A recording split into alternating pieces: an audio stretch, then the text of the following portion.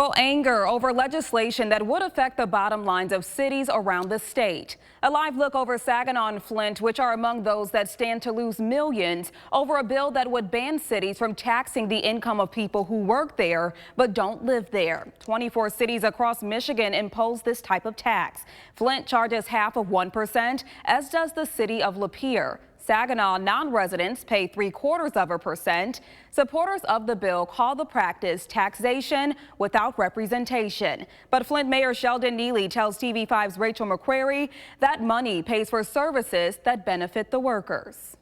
For them not to want to pay their fair share, or any legislation that says for these individuals not to want to pay their fair share, is unfair. Many Michigan cities who impose a local income tax could lose millions under a new non-resident tax break bill. Flint Mayor Sheldon Neely says that would cut his city's tax revenue in half. Are implemented into our budgets to whereby they have a total overall impact on the day-to-day life in the communities in which they work. Legislation sponsored by Representative Pamela Hornberger would prohibit cities like Flint and other communities from imposing any income tax on people who work in the city and do not live there. Neely says this would impact city services and resources. He's hoping this bill is dead on arrival. It's less services for them.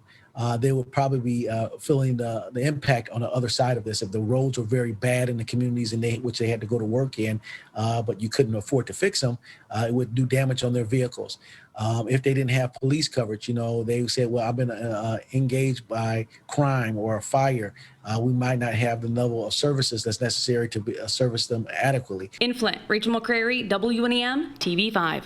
We did reach out to Representative Hornberger about the legislation, but have yet to hear back.